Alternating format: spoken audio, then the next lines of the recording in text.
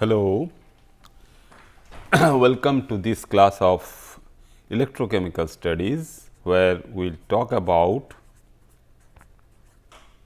the very basic thing what we deal while doing some chemical reactions is electrochemistry. So electrochemical studies, we can apply that to study something which can be very much useful for analytical chemistry.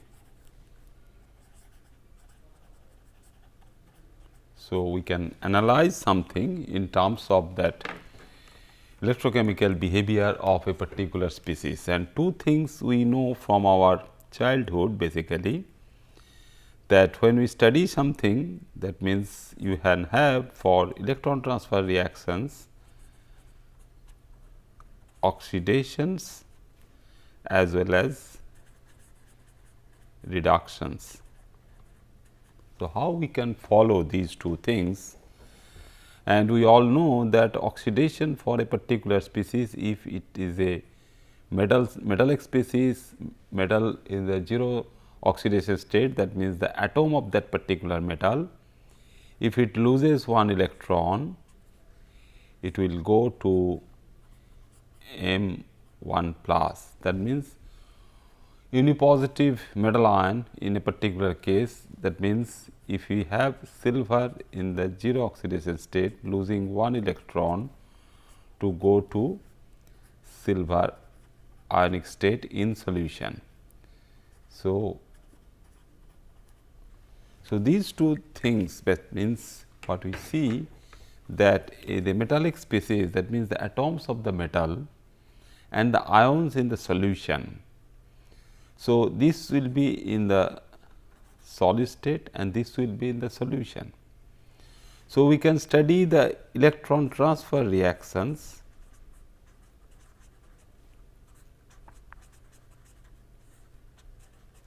how, that means that particular species, that means the silver in the metallic state can have some tendency to lose its electron to go to silver ion, or in the reverse process, that means if we have some species like again M, the same example if I can take plus one electron to give you the metallic state M0.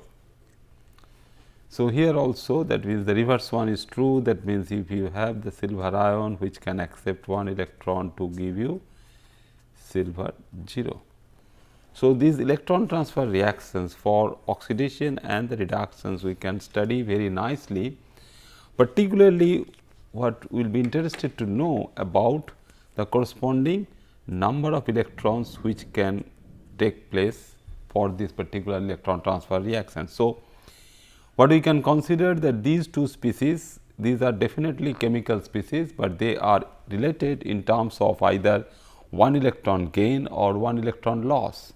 So, they are some kind of chemical species which are related to some different oxidation states. This is the oxidation state 0 and then the other case it is the oxidation state 1 plus. So, these electron transfer reactions are very much useful starting from some metallurgical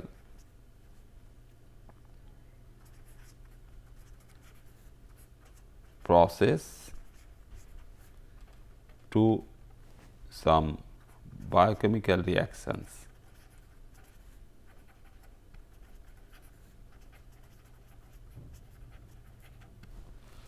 And two more important things what we can see for these biochemical reactions, what we know from our school days, that during photosynthesis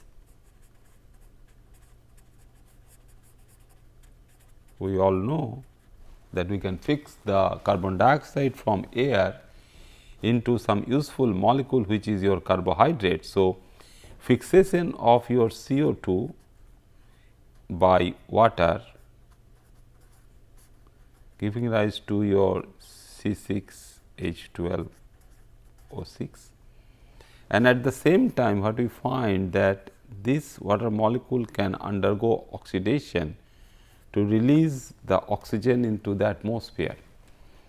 So, this particular release is nothing but the corresponding oxidation of the water molecule, and we consider that this is happening in photosystem 2, where we have the water oxidation center WOC. So, if we have the water oxidation center where water can be oxidized to your O2, what we get as a benefit for your photosynthetic process, and this removal of this oxygen, we can consider that there will be a number of electron transfer reactions into it. Similarly, if in other process, that means if we have this particular carbohydrate or any other food material in our hand, so food material we want to oxidize it. So, again we get back the carbon dioxide and water, but this particular food oxidation can take place in terms of its corresponding burning of the food material by oxygen, and oxygen is a good acceptor in that particular case. So, oxygen will accept those electrons and ultimately will convert to water molecules.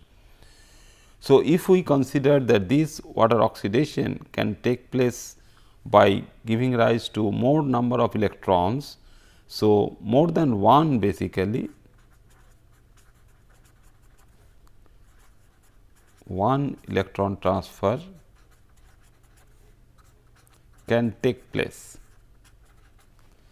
And now, in terms of this silver ion or the any other ionic species and its corresponding elemental state, what we can consider is that we want to know the corresponding E0 value, E0, or sometime we will be consider it as E half when we directly measure by some procedure, the polarographic technique or cyclic voltammetric technique can give rise to the E half value for a redox couple or half cell, as we all know that due to one electron transfer either for the oxidation or the reduction, we get one species, and these two are related to some thermodynamic parameter is your corresponding electrode potential, and 0 is for your corresponding standard state. So, standard electrode potential. So, now we have this question that when we have this, that means if we put this, that means the solid thing, that means if you have a silver rod and which can be immersed in a solution of its corresponding ion. That means these two are interrelated by that particular electron transfer reaction. So, this is the reduced form and this is the oxidized form. Or if we bring some other metal ion, what will happen, whether you can have some competition for handling something, that means if we have silver ion and if we dip a copper rod into it, that means we are interested to couple between these two half cell reactions or corresponding oxidation and reduction reactions for say copper 0 and copper 2 plus and silver 0 and silver 1 plus. So, if we can consider that these particular things can take place, and if one of the species can function as an oxidizing agent and another species can function as a reducing agent.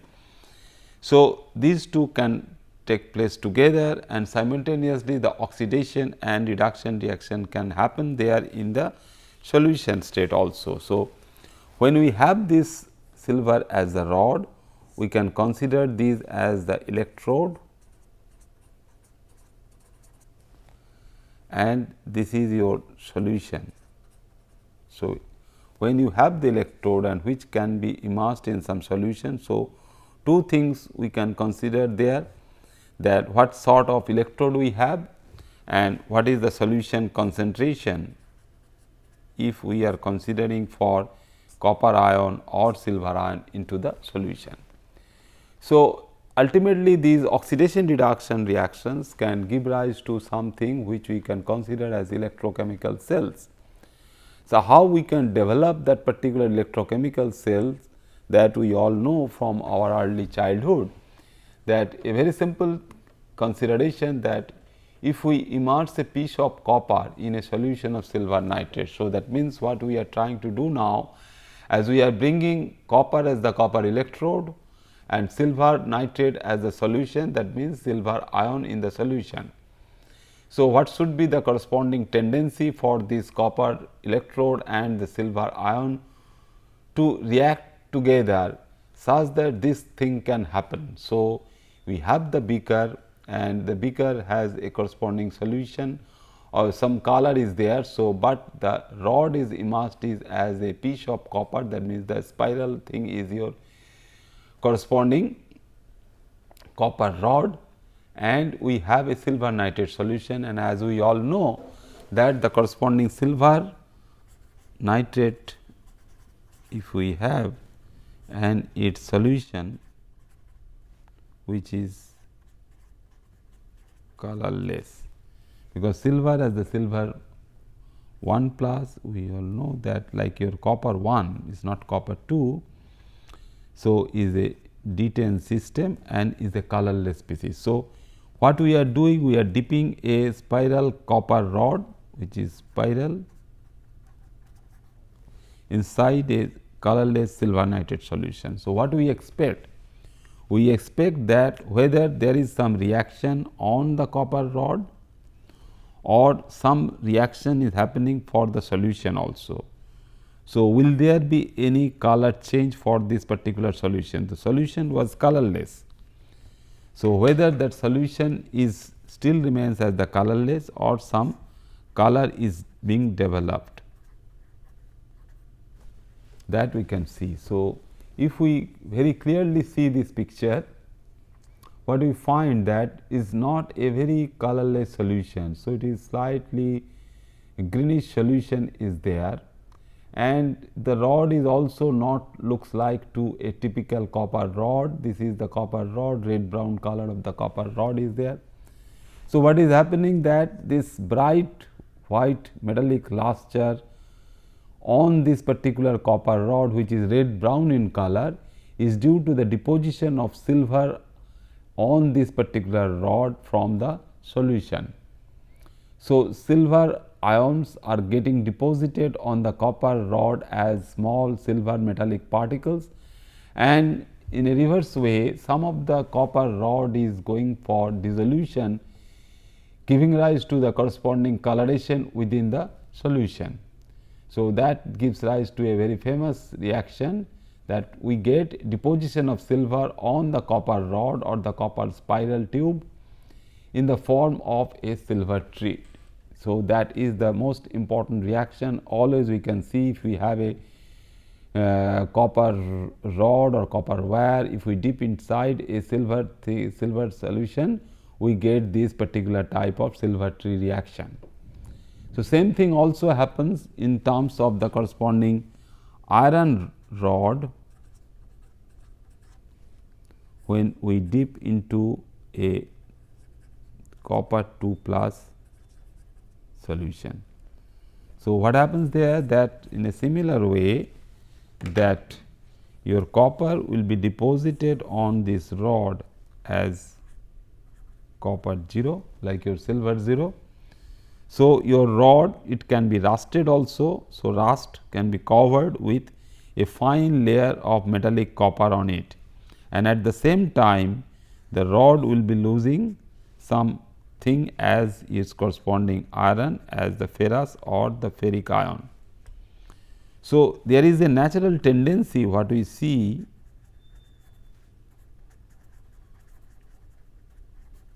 for these two reactions, the reactions between copper and silver and copper and iron, is that the iron has a typical tendency to be oxidized because this is losing electron, and copper has a typical tendency to gain electron.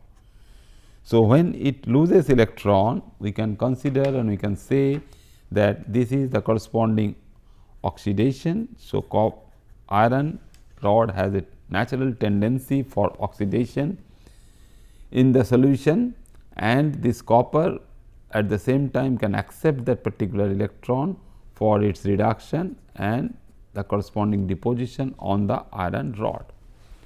So, the silver tree as well as the copper deposition on the iron material can give rise to something where we find that a particular reaction can be performed. So, a chemical reaction in terms of electron transfer we are considering, and we will be considering that is as a electrochemical cell, because the electron transfer is taking place within a cell, because two of them are confined within a cell like that of your biological cell.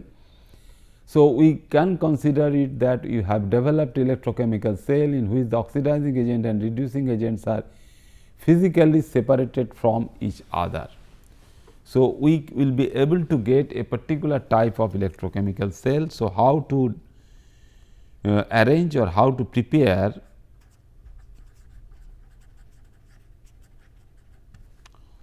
preparation of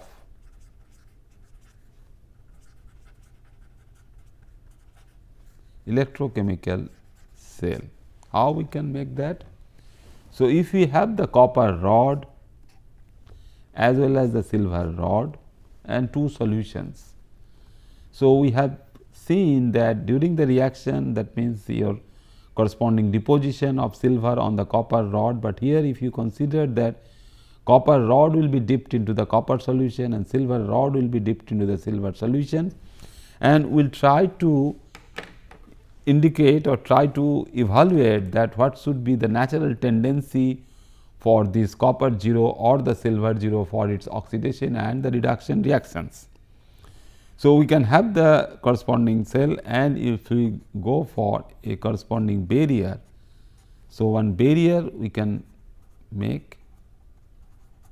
So, if we have a barrier for these two solutions. So, oxidizing agent and the reducing agent, because some we have already seen that some will be oxidizing and some will be reduced, since copper is oxidizing to copper 2 plus. So, this is the species which is responsible for your oxidation, and silver ion is getting deposited as silver 0.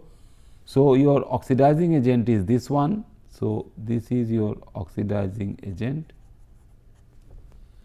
and this is your reducing agent, and we separate them by a barrier such that these two solutions, particularly this copper 2 solution and the silver 1 solution, should not mix up. So, when these two reagents or these two agents are physically separated from each other, we get a construction of a corresponding electrochemical cell. So, now we consider here is that what is the corresponding driving force for that particular reaction. So, now we have the copper electrode. So, this copper electrode lead we consider. So, this is the copper strip and is connected by a wire, and which has been dipped into a copper solution. So, the copper electrode dipped into the copper sulphate solution. So, this gives rise to the corresponding copper 2 plus solution, and the copper electrode is dipped inside that. And what we consider that the corresponding concentration of this copper 2 plus, because this concentration has some effect for this particular type of electron transfer reaction. So, is 0.02 molar solution of copper 2, and so copper electrode is dipped into a copper solution of strength of 0.02 molar. Similarly, on the right hand side, what we do? We do the same silver electrode. So, from the silver plate or the silver strip. So, this silver electrode is dipped into the colorless solution of silver ion of same strength, that means 0.02 molar solution, and we connect these in terms of a salt bridge containing some saturated potassium chloride solution, because that will be required for the direction of the electron transfer from one direction to the other. If electron is moving into this particular direction, so in the opposite direction the K plus and Cl minus will move. So, when we have a corresponding connectivity in terms of very high volt resistance meter. So, voltmeter is then connected, and you have a meter common lead and meter positive lead is connected. So, we get some measurement of your potential. So, in open circuit, when we are not drawing any current or we are not putting any current to this particular system for electrolysis, we will be able to record some amount of voltage within a voltmeter. So, voltmeter can measure a potential of 0.412 volt. So, measurement of that particular volt is important when we connect these two together. That means, you can generate or we can develop electrochemical cell giving rise to a corresponding potential which is equal to 0.412 volt. So, we have developed electrochemical cell, and that particular electrochemical cell will be useful to measure some potential, and that potential will be useful to tell us that which way the electron can transfer from copper solution to copper or silver solution to silver or the reverse. So, when the circuit is open, that means we are not drawing any current, that means no net reaction occurs in the cell and the cell has the potential to work. That means, if the circuit is open, we do not allow any reaction to occur, but this particular cell, electrochemical cell, has a potential to work, or in other words, it can give rise to the corresponding energy in terms of its electrical energy to do some work. So, it has the potential, that is why the electrode potential, what we consider, that we have to measure the corresponding electrode potential for the individual half cell reaction. So, when we connect the left half of the cell to that of our right half of the cell, and for the individual part, that means the left half as well as the right half have some standard electrode potential, and when we add up that particular standard electrode potential, we get the corresponding potential for the cell which is equal to E cell for that particular type. So, as the reaction goes on, so we allow the reaction to go on, the cell potential decreases continuously and approaches 0 as the overall reaction approaches equilibrium. So, what we consider, we know that a particular reaction, what we see, that a particular reaction we can have that A in terms of a very simple reaction, not in terms of any electron transfer reaction, but only the reaction of A and B giving rise to C plus D, and when we write equilibrium sign, we consider at any point of time A and B will react to give you C and D, and at the same time the reverse is also true, that means C and D also will react to give you A and B back. But when we consider some kind of electron transfer reaction in this fashion, if the system has reached to the equilibrium, so the cell will not have any potential to work. That means, we cannot draw any current from that particular electrochemical cell, because the thing has reached to an equilibrium. So, during this particular process, when we get this, that means something will happen and the concentration of these solutions will change, and ultimately those concentrations will be responsible for giving rise to your decrease in E0 value for the half cell. Ultimately, both these two will be equal and we do not get any potential to be developed or potential to be drawn from the cell when it approach to a equilibrium situation. Okay. So, what we find therefore, that how we can develop some kind of electrochemical cells. So, in this way we can have some cell what can be considered as a typical electrochemical cell. So, what we see that we can have the electron transfer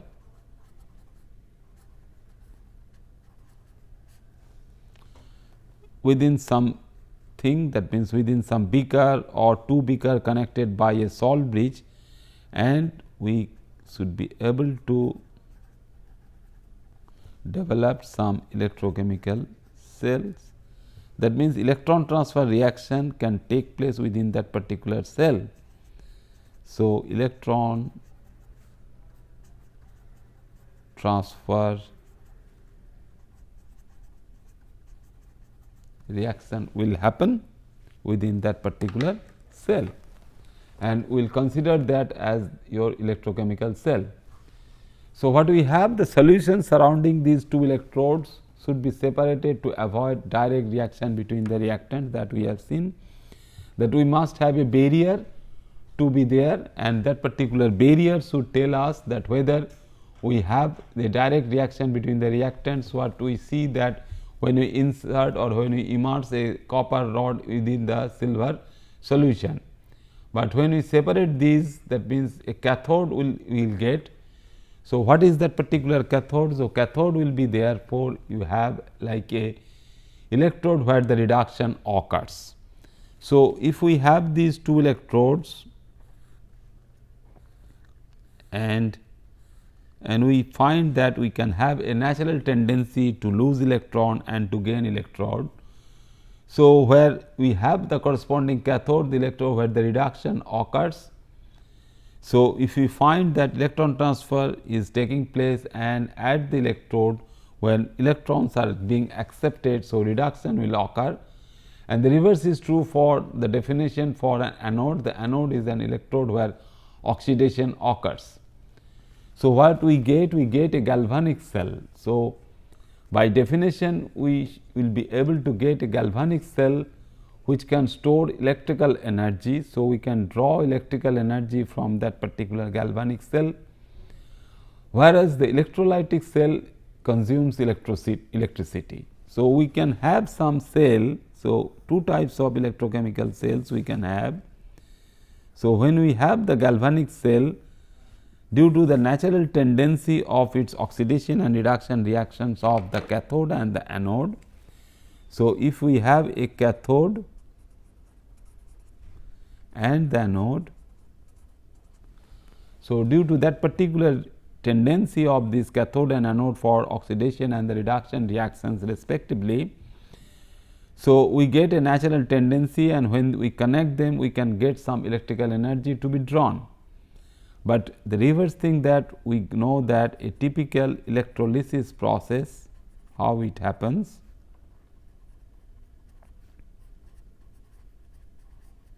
That we all know that electrolysis for water we can do, because we know that this has H plus and O2 minus. So, they have some tendency to be oxidized and reduced. So, when it basically accepts electron, that means the reduction of this H plus. So, reduction of these H plus can give rise to the corresponding evolution of hydrogen, and losing of electron from O2 minus species will give rise to the evolution of oxygen. So, we know that the electrolysis of that particular water can give rise to the hydrogen as hydrogen gas and oxygen as the corresponding oxygen gas. But in this particular case, we put the electron into the system. That means, we apply electrical energy for that particular process.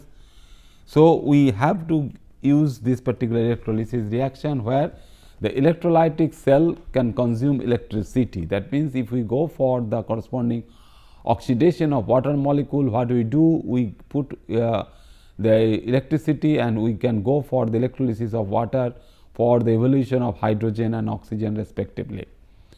So, in this particular thing, that in terms of its corresponding definition, that the cathode in a galvanic cell now becomes an anode. So, the galvanic cell which is storing electrical energy, and by definition what we are talking about a cathode where the reduction occurs, but a cathode in a galvanic cell becomes anode when the cell is operated as an electrolytic cell.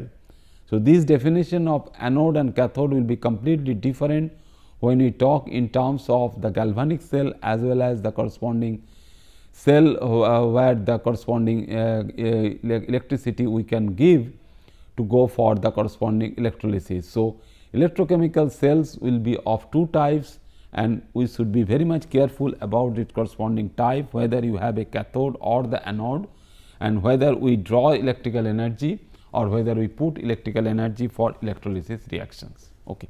Thank you very much.